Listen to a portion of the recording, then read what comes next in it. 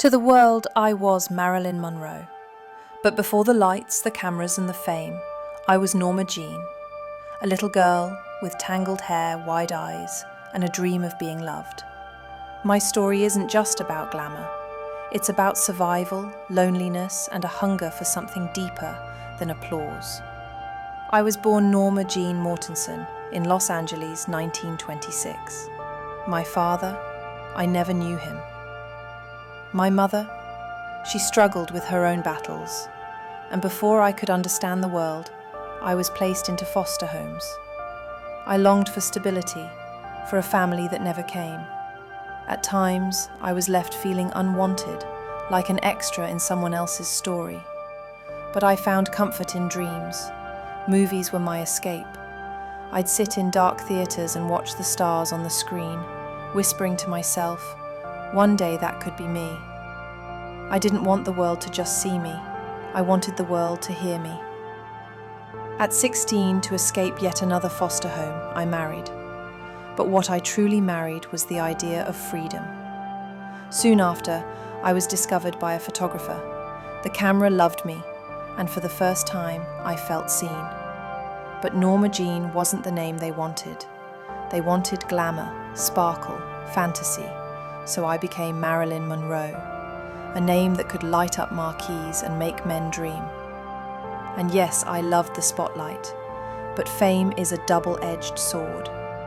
They saw the blonde hair, the red lips, the curves, but they didn't see the girl who studied acting, who read poetry, who wanted to be taken seriously. Hollywood built me into a goddess, but often forgot I was a woman. I made people laugh in Gentlemen Prefer Blondes. I made them fall in love in Some Like It Hot. They called me a star, an icon. But off-screen, I was often alone. I battled stage fright, insomnia, anxiety. The world saw confidence, but inside, I was fragile. They adored my beauty, but dismissed my mind. They wanted me to be the dumb blonde, but I was more than that. I studied acting at the Actors Studio in New York. I wanted depth, truth, art.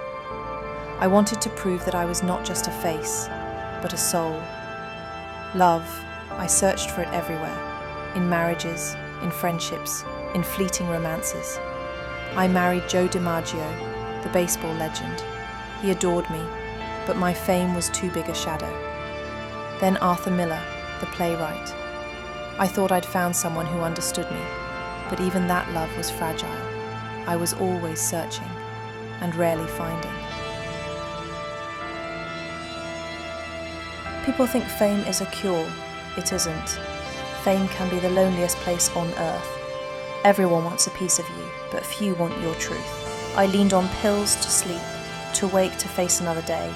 I smiled on screen, but sometimes, behind closed doors, I cried myself to sleep. Still, I had moments of light.